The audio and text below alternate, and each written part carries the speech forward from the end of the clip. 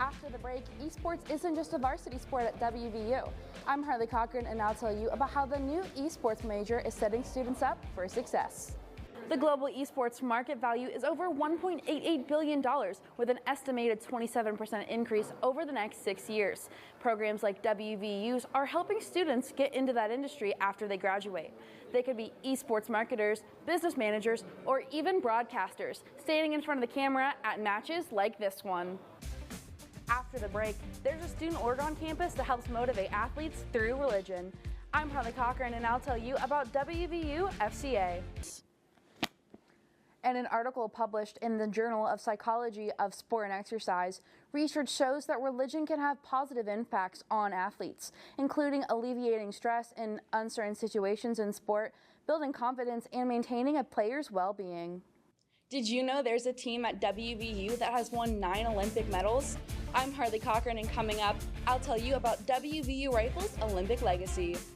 There have been 19 Olympians over the course of WVU Rifles' 73-year history. Of the 39 Mountaineer Olympians of all time, WVU Rifle has accounted for almost 50% of those athletes. Combined total, they have 9 medals, 6 gold and 3 silver, and have competed in a total of 35 Olympic Games since 1968. Ed Etzel became WVU Rifles coach in 1977, and during his tenure competed in the 1984 Olympics. But he also coached 6 WVU Rifle students to Olympic success. All of those other people are folks I coached or had some impact on.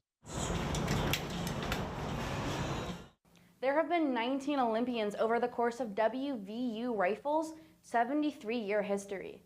Of the 39 Mountaineer Olympians of all time, WVU Rifle has accounted for almost 50% of those athletes.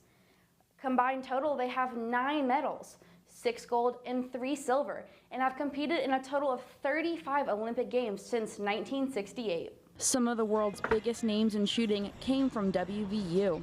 Nico Campriani, who has won 3 gold and 1 silver medal, works for the International Olympic Committee. And gold medalist Ginny Thrasher works for an Olympic training facility in Colorado. Both are having a major impact on the international sport. Start with it there, then go into position. Current head coach John Hammond coached both Campriani and Thrasher. He also competed at the Olympics for Great Britain in 2008 and 2012. And he says his personal experience made him a better coach. I take a lot of pride in coaching the team and having athletes that have been to the Olympics and been able to win medals as well. 5 shooters graduated last year, but Hammond believes his younger shooters will help fill their shoes. For Mountaineer Playbook, I'm Harley Cochran. WVU's Esports Bachelor's program was introduced in the fall of 2023 amid the university's program cuts announcements. While many students saw their time at West Virginia ending, Brandon Weaver saw the program as an opportunity to go back to school.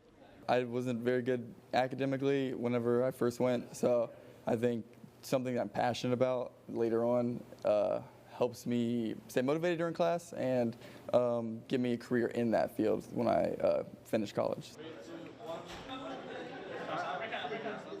The global esports market value is over $1.88 billion, with an estimated 27% increase over the next 6 years. Programs like WVU's are helping students get into that industry after they graduate. They could be esports marketers, business managers, or even broadcasters, standing in front of the camera at matches like this one. WVU is one of the first major Power 4 R1 institutions to make such a leap into esports. The resources of an institution like WVU give the major greater chances to impact students. I mean, they're able to compete in an environment with highly skilled players and then bring that experience to the classroom and discuss what they're personally going through, but then what their peers are experiencing. After graduation, Weaver hopes to work in marketing or business management, and the program is helping him prepare. For Mountaineer Playbook, I'm Harley Cochran. All for him. Natalie Perrin is a senior on the WVU Rifle team and student leader for Fellowship of Christian Athletes. She joined FCA in her freshman year when a friend invited her to a meeting.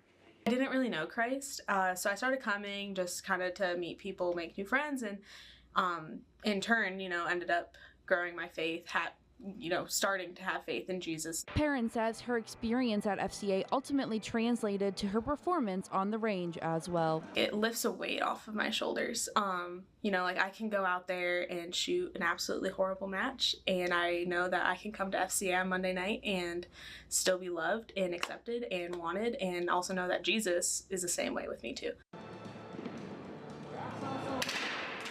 Research shows Perrin isn't alone in her experience. In an article published in the Journal of Psychology of Sport and Exercise, research shows that religion can have positive impacts on athletes, including alleviating stress in uncertain situations in sport, building confidence, and maintaining a player's well-being. The study also found the inclusion of religious mentors to help students with their mental game greatly benefited athletes. I feel like athletes have people to help with nutrition, people to help with academics, but we really just provide a spiritual outlet for those who are interested in that. Perrin says she's become a better athlete, but also found her identity outside of sport. It's like coming to an end soon of like my time in my sport, but Christ is always going to be there. He's always going to be with me at every part of my life, in every season that I go through, even when I'm not in season as an athlete anymore. Perrin's looking forward to the future, working in media, and plans to marry her partner next year. For Mountaineer Playbook, I'm Harley Cochran.